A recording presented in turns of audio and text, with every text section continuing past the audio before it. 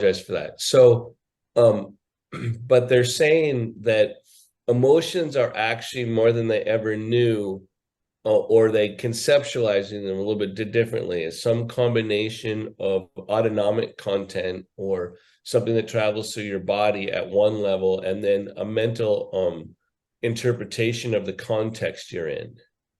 So although we feel them more directly, right, a lot of that is socialized, like a little kid, like off the front of it, a little kid doesn't exactly know. I mean, out of the gate, doesn't exactly know what it is to feel betrayed, right? They don't understand that the concept of betrayal or the concept of guilt or shame, right? But they have a response to it. Their body does something, and then they put it into context, right? So, and we learn that smiley faces are smiley, that are happy, and all these things. So there's some combination of both that's occurring, that they're beginning to think that a better way to understand emotions are some fundamental rudimentary sensations that come out of our nervous system, and then an interpretation to context, and those get so conjoined that they really start to be instantaneous for us. But like the fight or flight thing, and some of the autonomic sensations that are underneath, like anger or fear, or all of the above, right? Those types of those are happening right away, and then you put them in context. So in a way, there's quite of a so if there's an underlying, let's say, 5 different frequencies of autonomic or nervous system response that's underneath, right? And then there's all these different contexts. In some ways, there's an analogy to that with movement too, is that one of the dirty little secrets that Amy and I would laugh about, and people they've trained with and we've led all these trainings, is basically we're teaching everyone the same core sensation all the time, that every pose actually has its root in basically the same thing, right? And then you learn how to move with it and stuff. It's like, if people knew how simple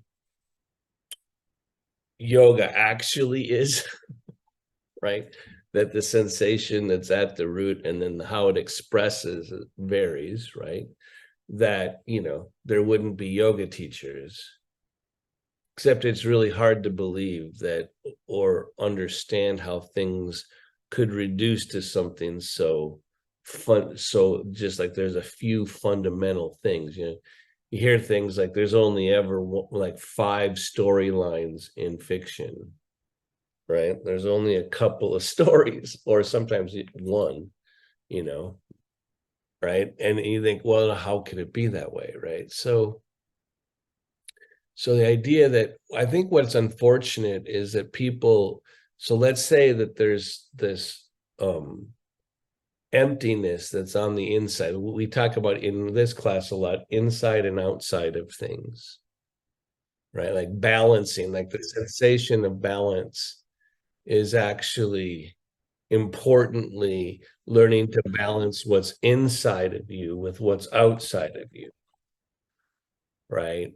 Like, and so what does that mean? Well, sit up straight and tall for a second, and it's part of why, and we kind of can feel our bodies right away. Remember, our minds are coming to the happening,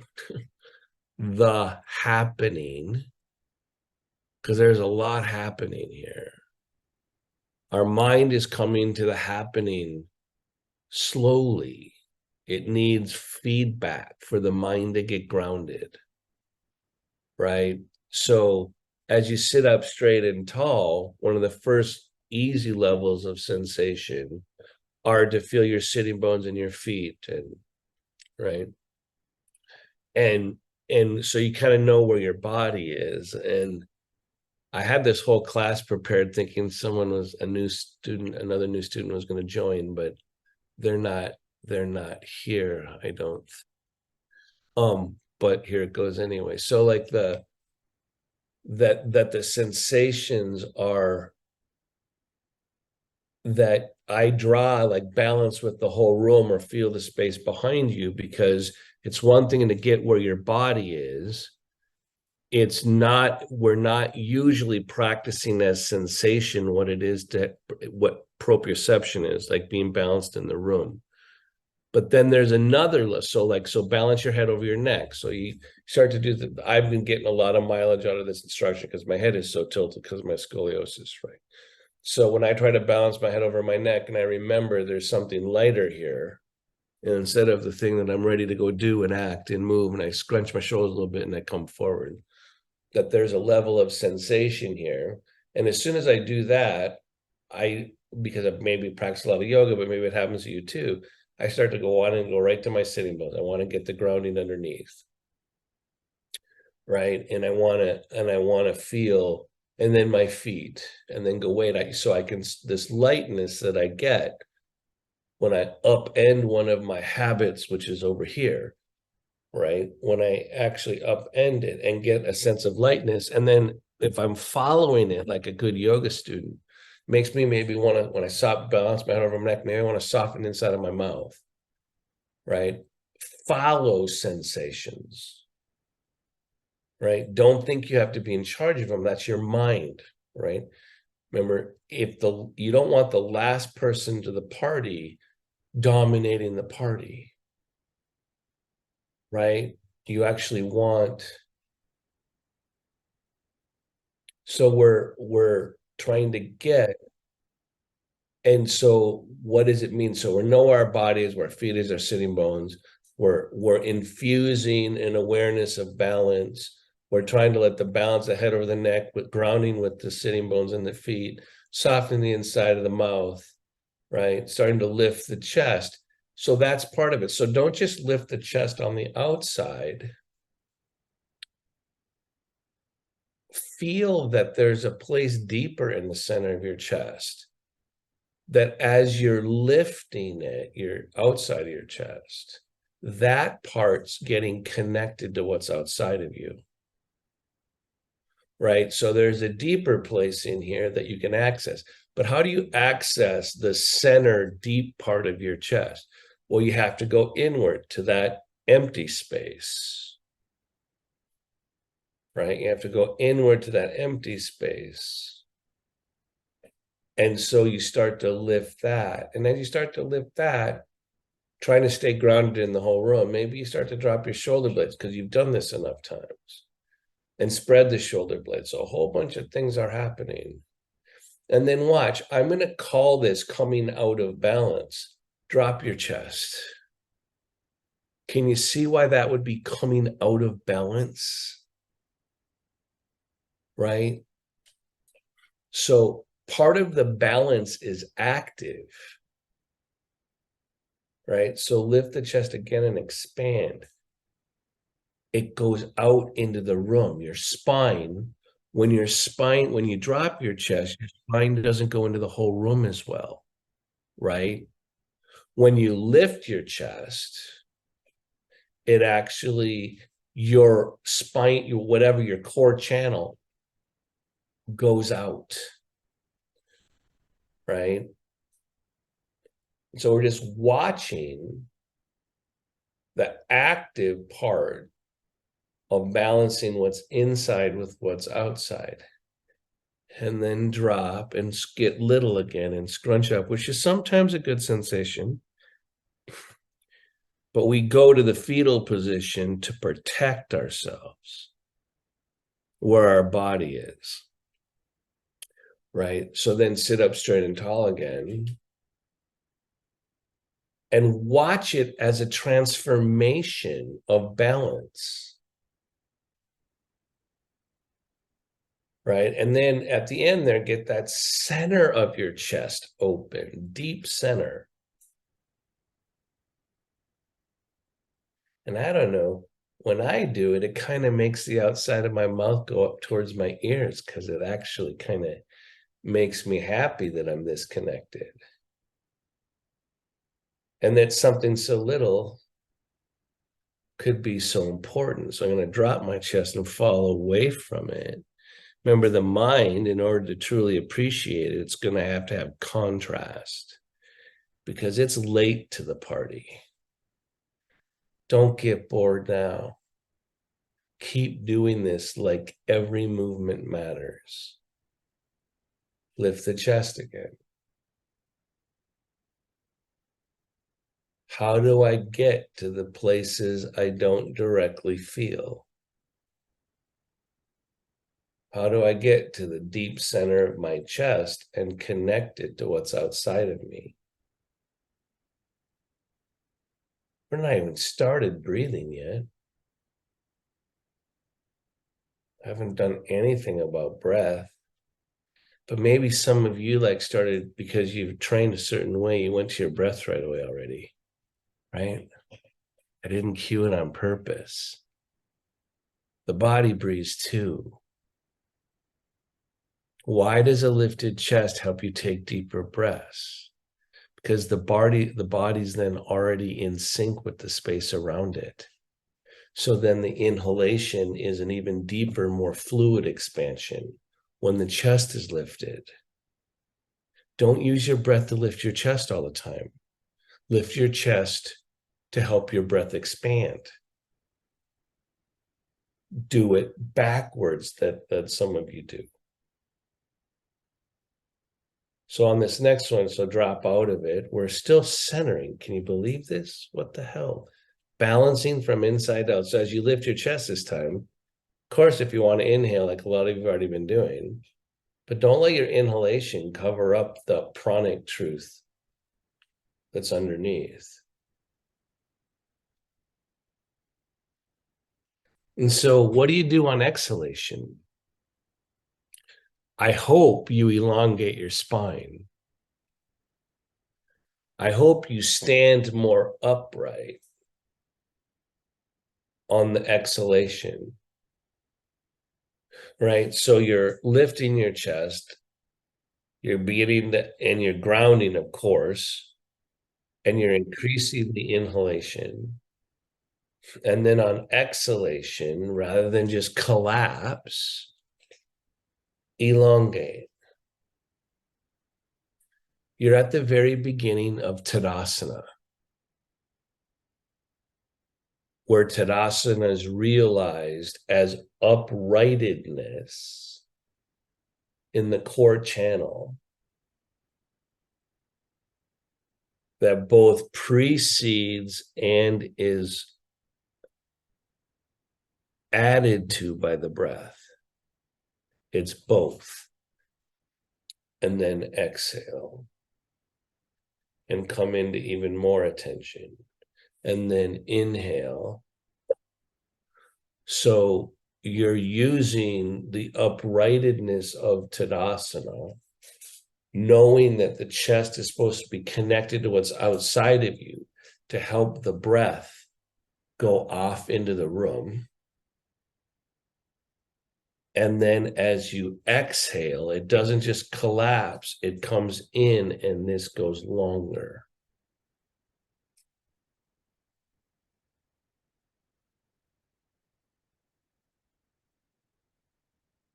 Then the next breath that starts from uprightedness.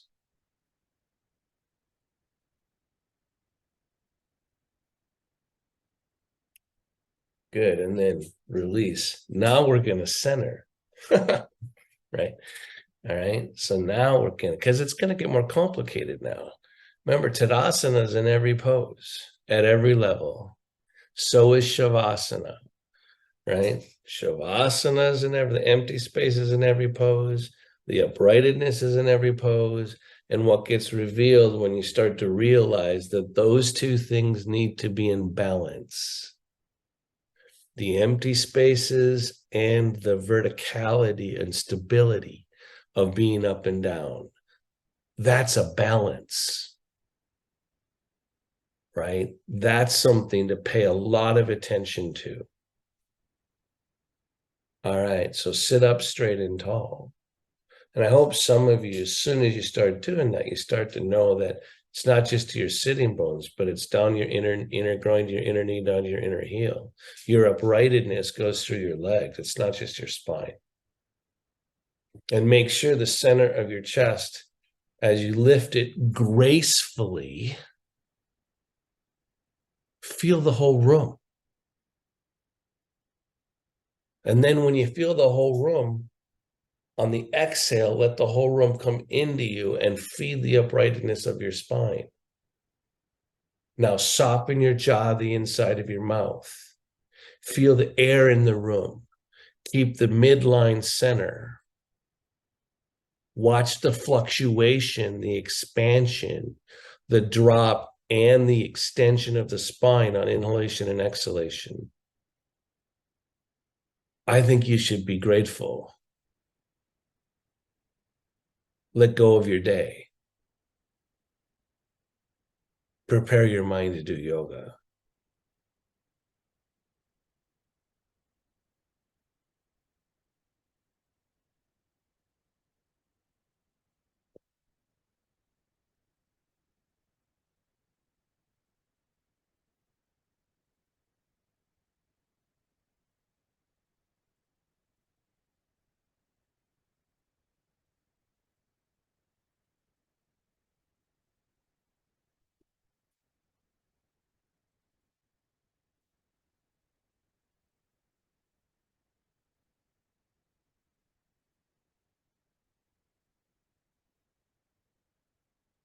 And then release.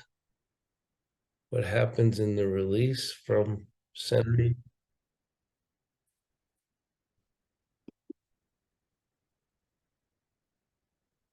And then re-edify by lifting your chest and dropping your chin.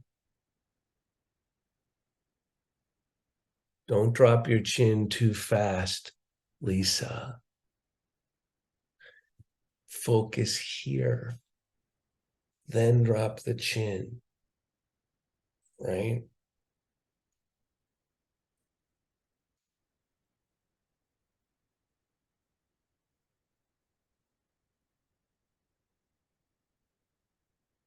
Feel your rib cage now. It's pulsing with your breath.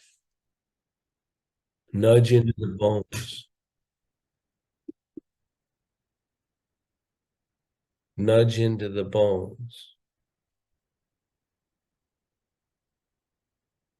So there needs to be flexibility in the muscles between your ribs, right? There needs to be suppleness. So your breath is trying to knock the cobwebs out of a place your mind isn't there very often, right? So you're in this position where your bones feel sturdy, right? And then you're letting the breath, whether through your nose or through your mouth, nudge into your ribs because you're creating space. Good. And then release again. Raise your head up with closed eyes. Open your eyes. So to review, just for a second, what we're talking about is using the sensation of balance and the spine to be able, and recognizing the importance of keeping your chest lifted in order to feel connected to the space around you. Because especially when your body is, well, it's extreme when you're paralyzed, but when your body doesn't work as well and you're losing strength, what ends up happening, in my experience, and I think in the students that I've watched, is that you get more, and I'm watching my mom do this at 88. She's thinking that her control is on her outer body and her limbs moving, as opposed to moving with her spine, right? So and what's funny is that it's the outer muscles that are getting weaker, and the spine is actually still the more dynamic part. But because our mind's being in charge and she's trying to keep control of her life, I'm talking about my mom now, she's thinking that it's all on the outside of her body, and she's losing the balance, the dynamic part of what's inside, right? So sit up straight and tall again, right? So we're talking about Tadasana, mountain pose, the core channel as being the dynamic strength that you want to have here, but you want it gracefully and light.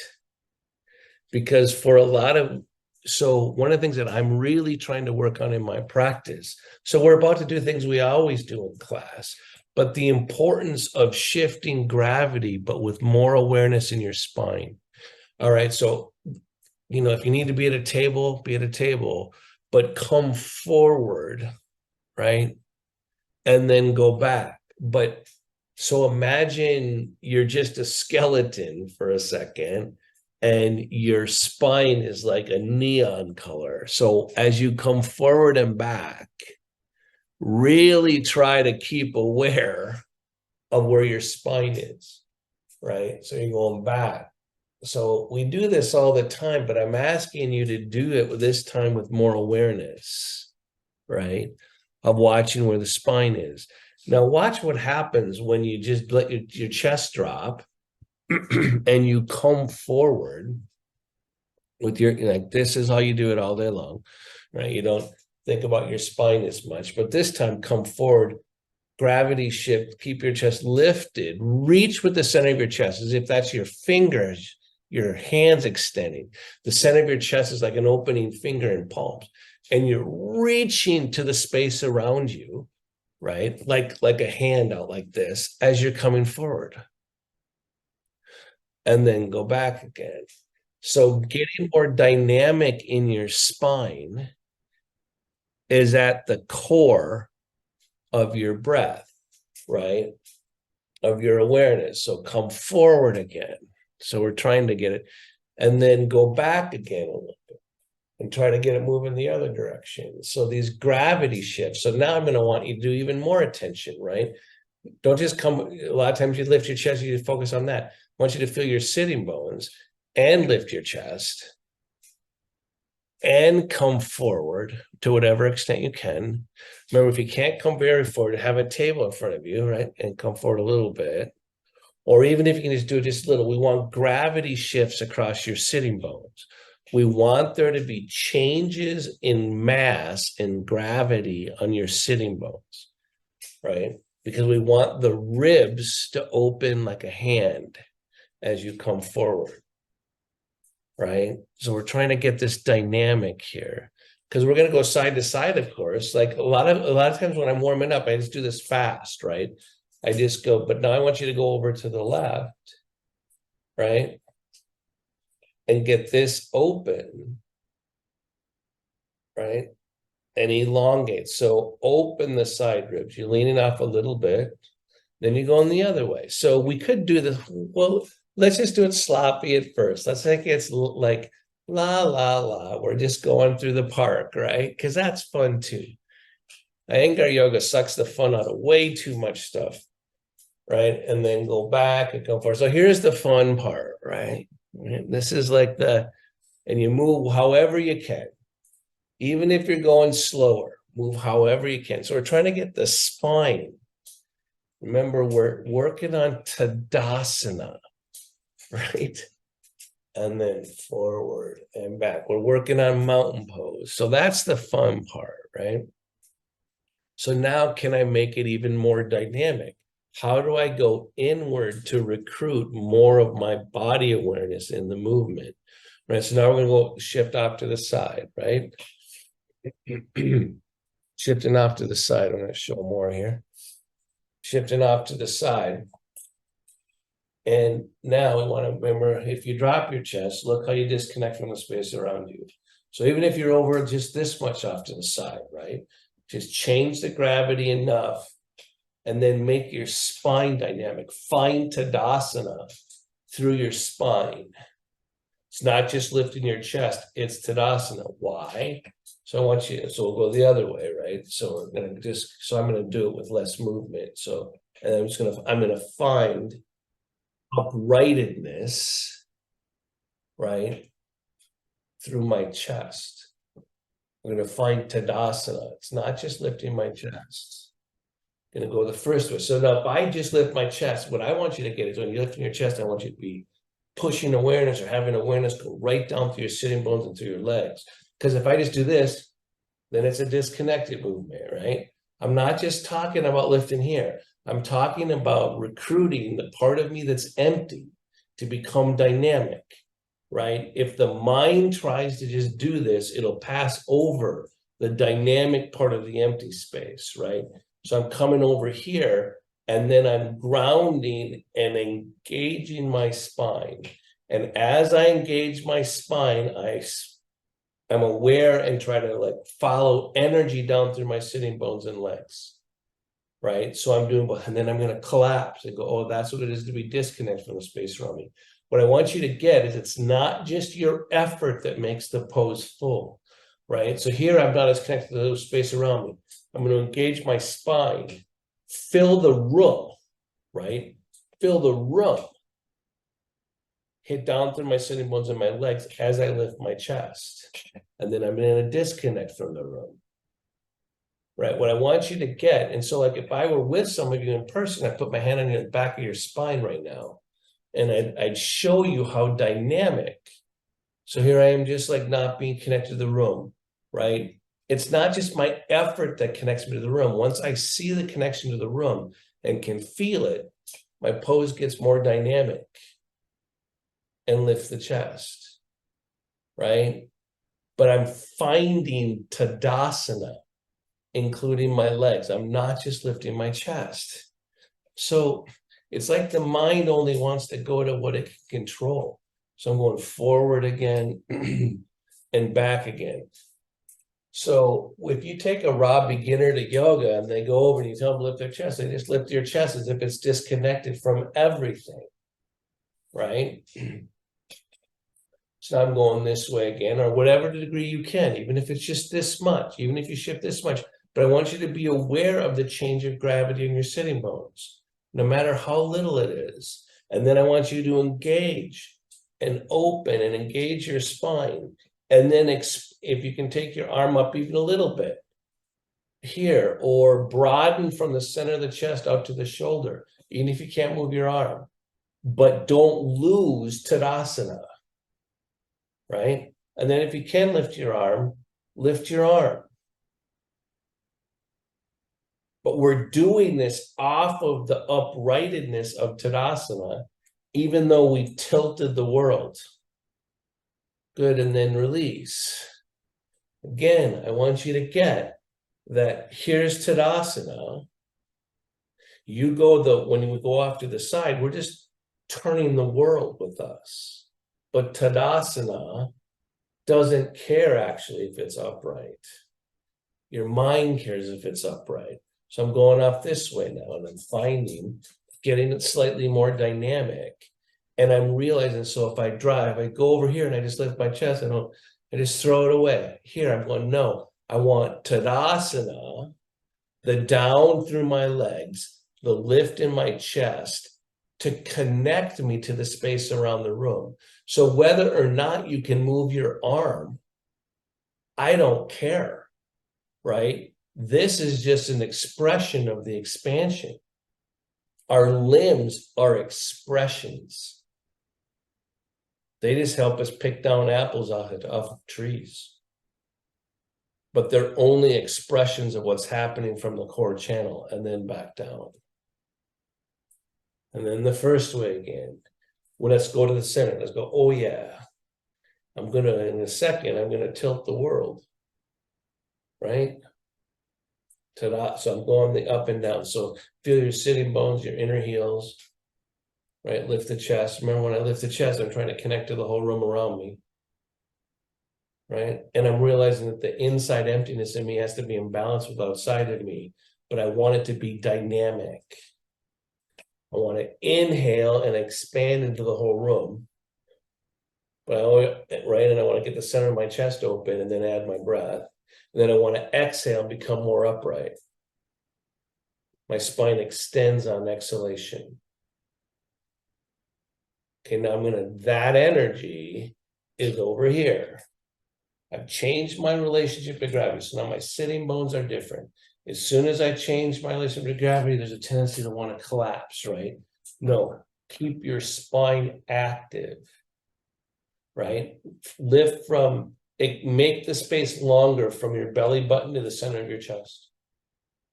Now broaden across here, but spread the space between the shoulder blades. Take a breath.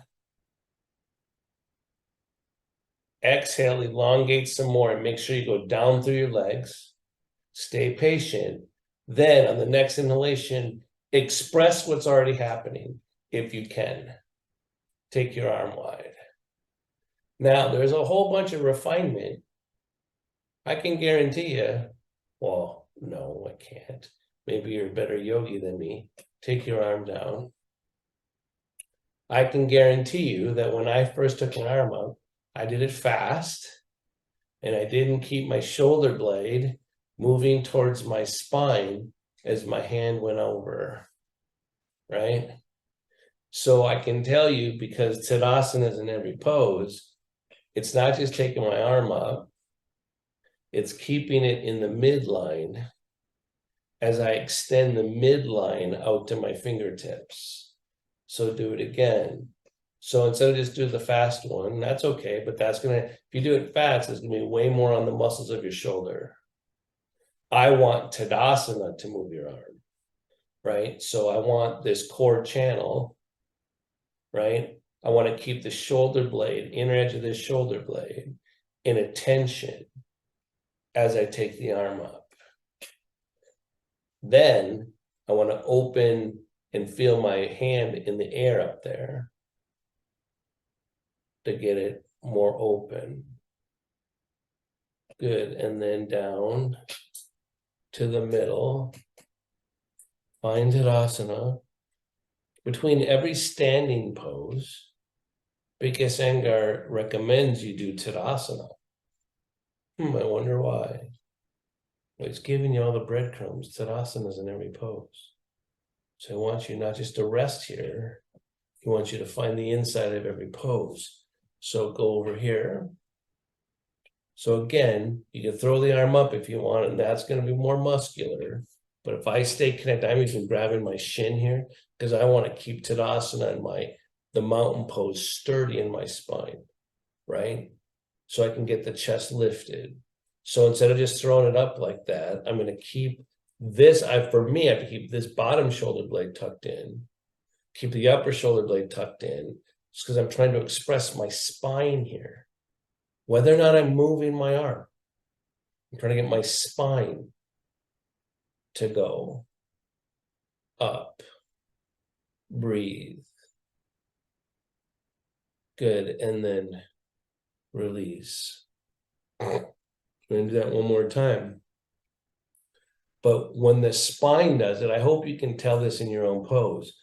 When the spine is leading more, you'll end up feeling your legs more. Try it again. As best you can. Tadasana, uprightedness, groundedness, expression.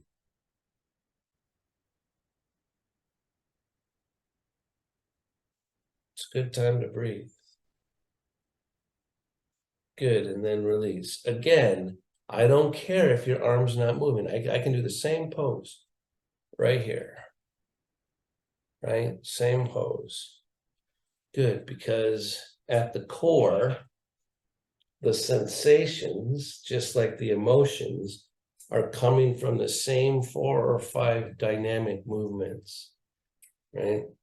So now I want you to try to, let's get our legs more into these poses for a second. So I'm going to start making space in my spine. So I'm lifting up, and remember the empty spaces. So we do this every often in class too, because I keep telling you, I want space in your low back, right? Well, why do I want space? in your low back. When you go to move, I want you to recruit your empty spaces and your controlled spaces, right? Because that's what yoga is. It's yoking together what you can feel and control with what you can't feel and can't control, right? So I'm going to bounce in here. And anyone remember the skipping class a couple weeks ago? So get that little bounce, make it a little bounce in your sitting bones, right? So I'm rocking back and forth because I'm using movement to make me feel more alive. Again, but it's movement and changing in gravity so my spine starts feeling more alive. It's not about what the rest of the thing does. Okay, so now just to increase some of this, I want you to bring your knees together and apart, right? And those of you that's got no problem doing that, whatever, right? But on top of that, make it mean something as you're bringing them back together, forth and back and forth, right? So just notice when you pull them apart, right? And even if I can't really pull them apart, I'm going to try to extend from my hip and out this way, not just straight ahead, right? So there are ways to do this without being able to move,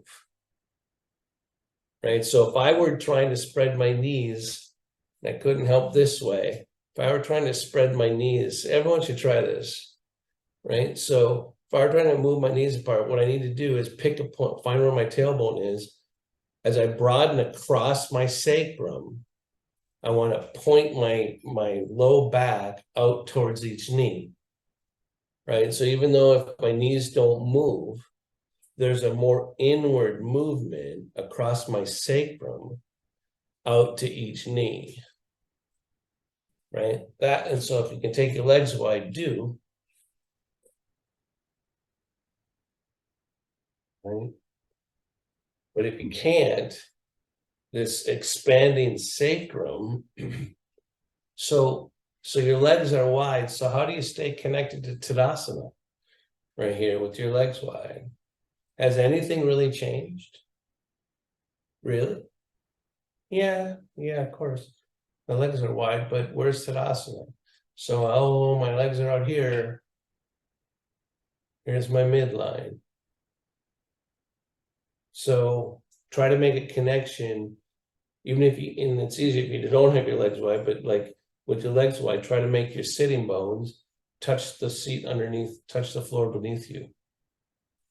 Not just the seat. If you're sitting on the floor, have it touch through the floor. Go down through and reach. And as you try to reach down through the bottom of your chair, down to the floor, do you naturally go up with your chest? You better be nodding right now. Right? You better be getting it to go down through your sitting bones. You have to go up with your chest. Breathe into that. And spread your legs a little bit farther if you can. So we've done this a lot lately too, where we're shifting gravity and moving, right? So keep your legs wide, but if I wasn't able to keep my legs wide, get my legs to go wide, I would still do the same movement. I would try to go here and lift my chest, here and lift my chest, here and lift my chest. Do that a few times. Actually, everyone come take your legs back together. Do it here, right? Do the movement, the dynamic. Remember, we're expressing the spine by moving our limbs, right? Because everything's coming off of Tadasana, right? And then if you can take your legs wide, do again. And come forward. So when my legs are wider, I get the feel of jumping a little bit better, right? So play with that. If anyone's really on the inside right now, we're kind of close to Uddiyana Bandha, right? But we're not talking about that, right? So this time when you come forward, try to lift your sitting bones as you're coming forward. Stay down. Lift your sitting bones up through each shoulder, even though you're staying down. What? What?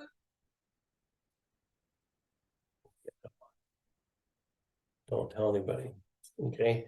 All right. So as you do that and then go out through, so now you're just trying to get this movement again to make it more fluid, right? So now I want you to find where your midline is, find Tadasana, broaden across your sacrum and extend it out through each knee. And if you do it from your sacrum, does anyone notice your chest wants to lift? What? You mean the spine's actually already integrated? Yeah. It knows Tadasana. It knows mountain pose. I'm going back and forth and I'm thinking, this is pretty cool. Right? And I'm going to go over to one side. I'm going to try, even if your legs weren't apart, you could do it without your legs apart, right? You could go down here. Not just think about twisting. Find Tadasana first. So if I want to disconnect from the space around me, right? If I don't want to be in balance, I can do it just with my outer body. Or I can ground here, make my spine dynamic through Tadasana, and then revolve. So now I'm adding a twist, but I'm not letting the twist cover up Tadasana. Good, and then release. So if I don't find Tadasana before I start twisting, I cover up my legs, right? If I make sure my spine gets Tadasana dynamic, and then I twist, as I twist, my legs fill with life force. Good, and then release. So we're going to do it this other way. So again, my mind has to over and over learn the same lesson. I'm going to lean over and pretend my spine isn't at the core of this movement. And I'm going to try to twist. I say, yeah. Now instead, I'm going to try to make it super dynamic. Right? Find whatever you can to make your spine be the leader. Right? And then find Tadasana and twist. So you're twisting around the uprightedness of Tadasana. Good, and then release. Come back into bring your legs together if they were wide.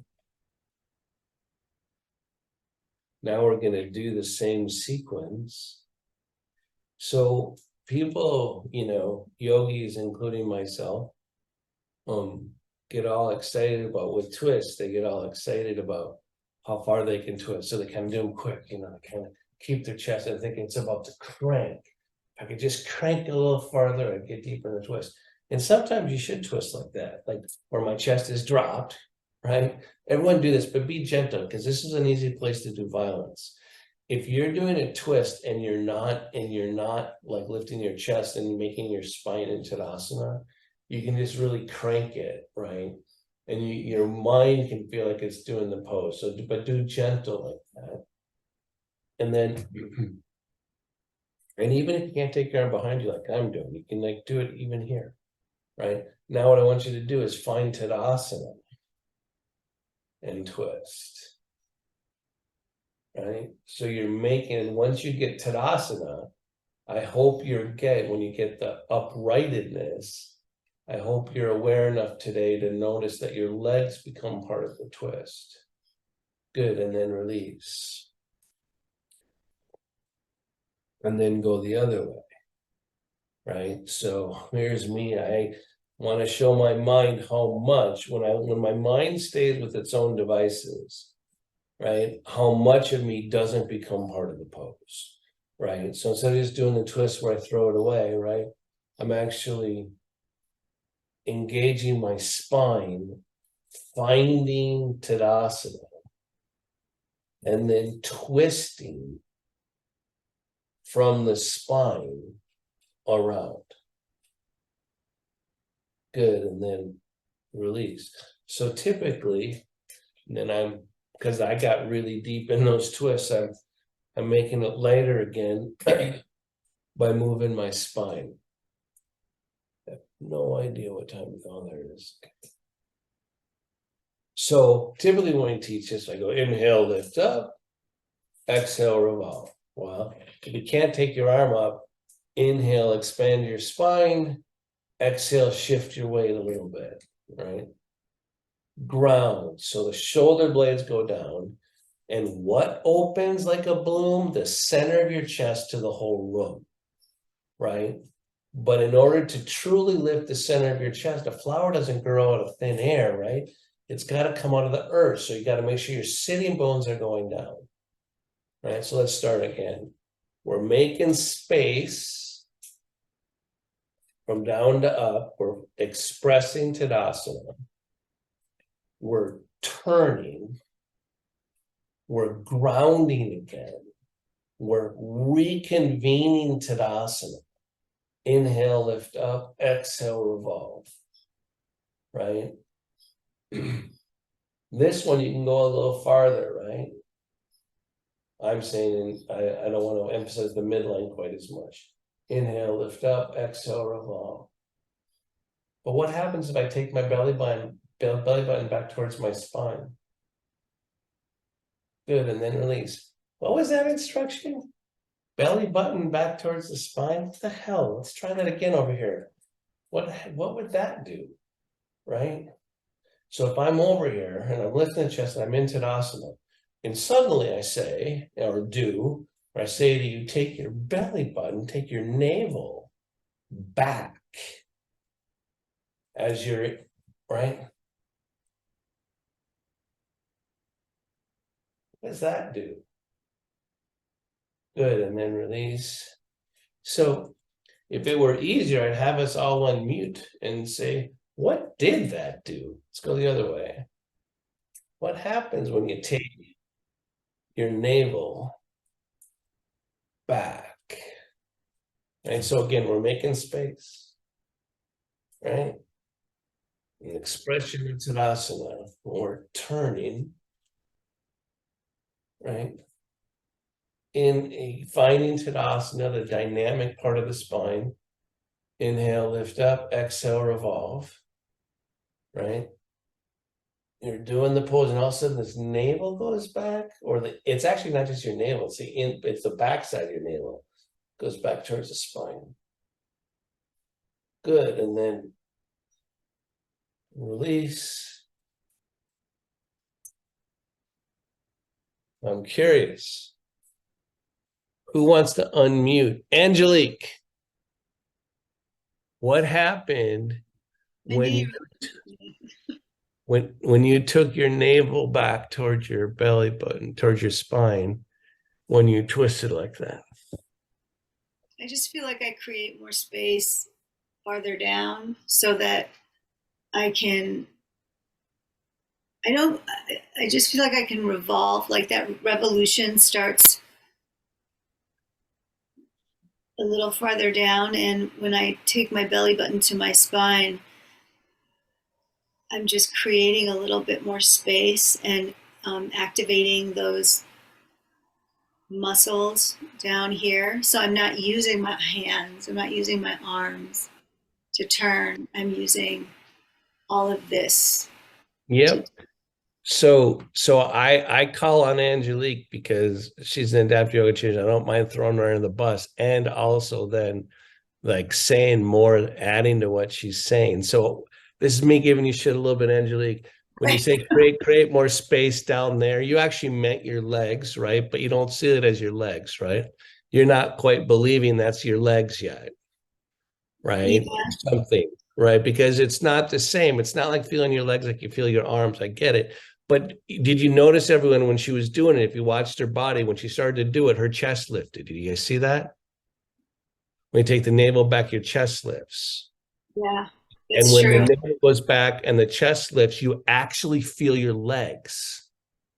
That's Tadasana again. Yeah. Right. So so Tadasana, this core channel, actually is meant to reveal your legs, not just stand tall. Right. So when you go, and so in a twist, when you go, it's not like you go back all the time. See, that's not a great instruction, but it makes it dynamic in the twist, right? Is that when you go back there, the rising and the uprightedness reveals the earth, right? So sit up straight and tall again. So yes, lift your chest, but don't force it back, but it's even below your navel. Like let that migrate back as your chest lifts. So we're getting close to some of the bandhas again on an energetic level, right? Right. So it goes back, your chest lifts, but now as you hit the navel back, as you're lifting your chest, engage your down through your legs. Use that. When she said it creates it more sturdy, I don't have to she can use the muscles differently. She used that language, but actually when you hit slightly back, and by the way, that slight grip in your lower diaphragm actually is the beginning of your inhalation too, right? So when it hits back and you go down from there, right? So it goes back and you find your legs. Does anyone feel their chest lift again? Right? It lifts up again and you get sturdier and stronger. This is a super dynamic action, right? And then release. And what I liked about what Angelique was saying is that you start to get that it's not just so much about your lifted chest. There's a deeper part of the action. It's not deeper, but there's an addendum to the action. So just sit up straight and tall for a second. So what you don't realize is this is being learned in dog pose. In a traditional dog pose, someone's waist gets really narrow, right? It's because there's a backward action. It's not an action, but it's a consequence, right? That then you learn to bring to your legs. That's how you hit your legs up, right? So now sit up here straight and tall. And as you're sitting up straight, and usually when most of us initiate this action by lifting our chest because we have more control over our chest than our legs, right?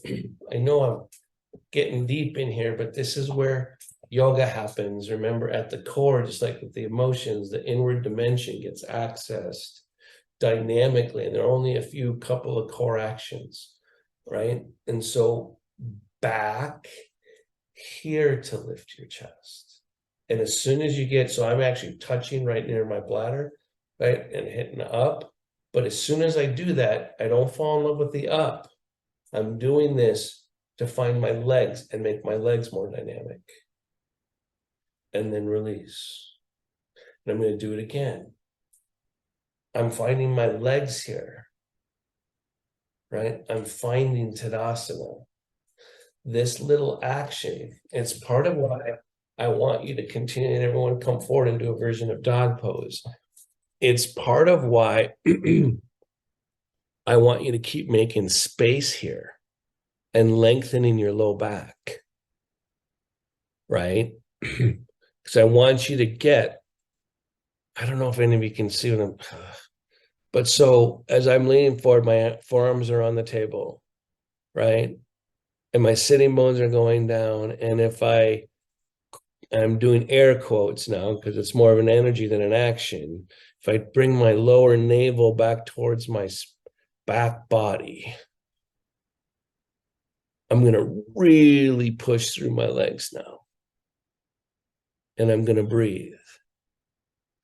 Now, this is super dynamic. Can anyone tell this is like hard to do? Yeah.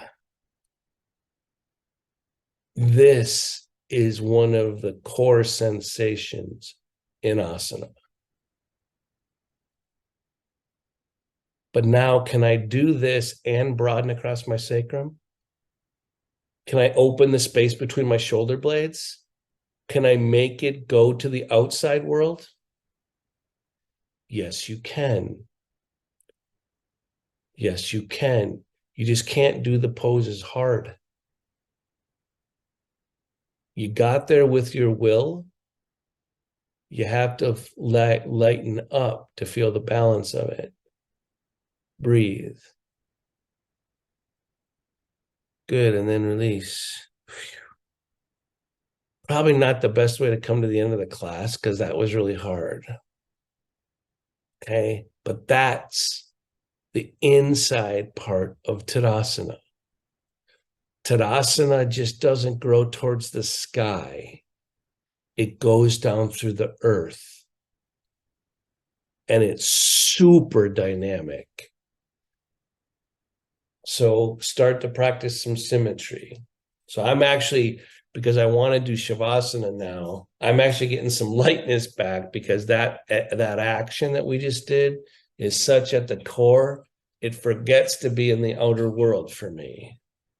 Right. So I'm like moving around going, oh, I want my Tadasana, my Shavasana to be slightly happier than the hard work I just did.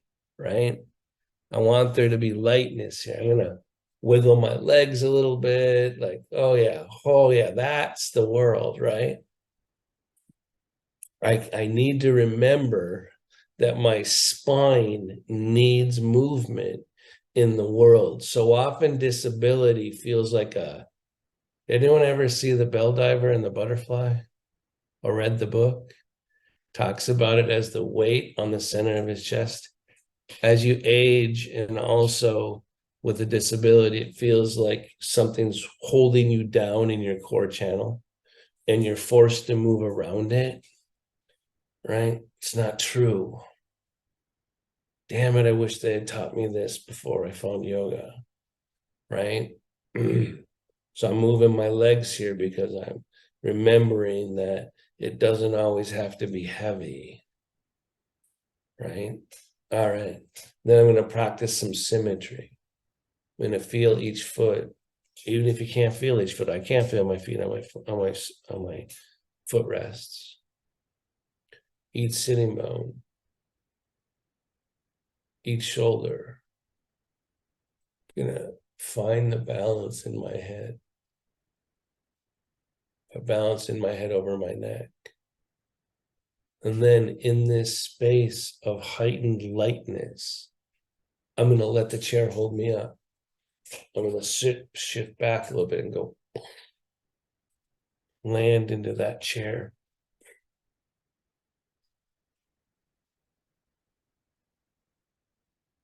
You mean I don't have to hold up the world?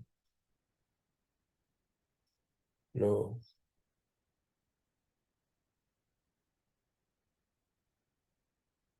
Lips together, teeth slightly apart.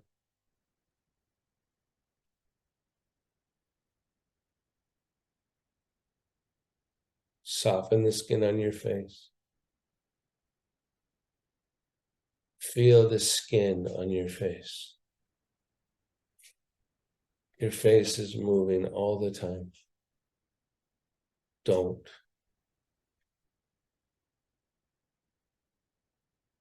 Soften the jaw, the inside of the mouth. Let there be relief in the center of your chest by softening your jaw on the inside of your mouth. Relax your belly to relax your throat. Oh, goodness.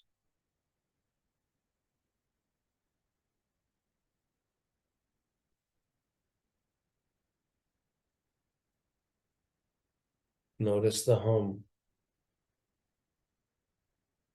The hum is equal through your entire body.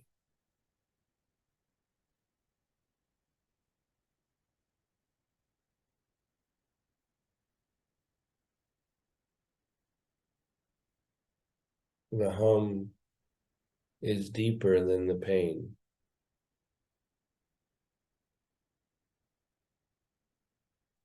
Than the struggle.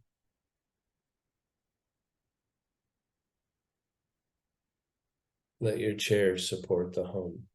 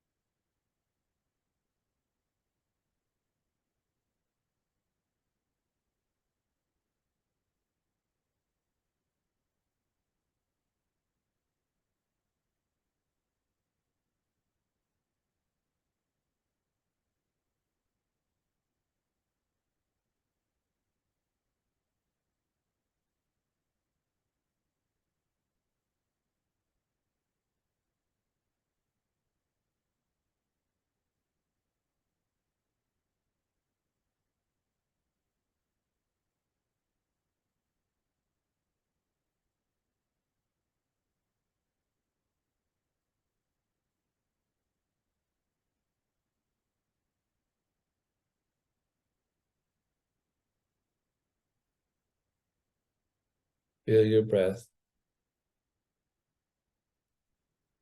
Don't change it.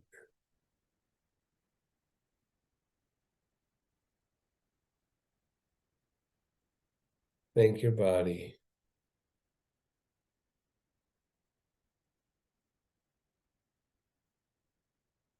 It's the faithful one. Thank it again.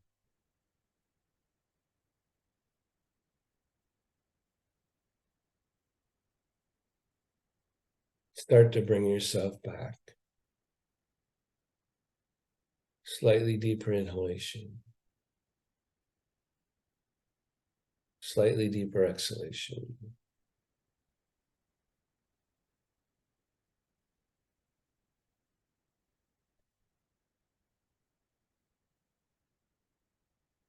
When you're ready, open your eyes.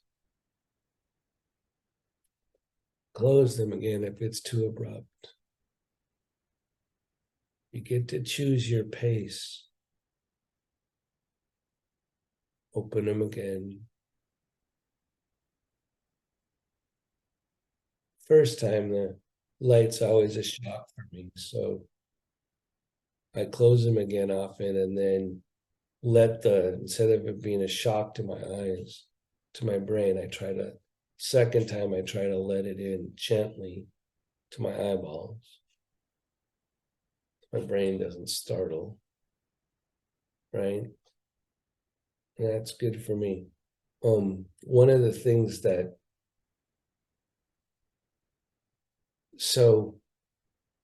one of the things I think that we often get wrong is that we think about freedom as not having boundary. And I think actually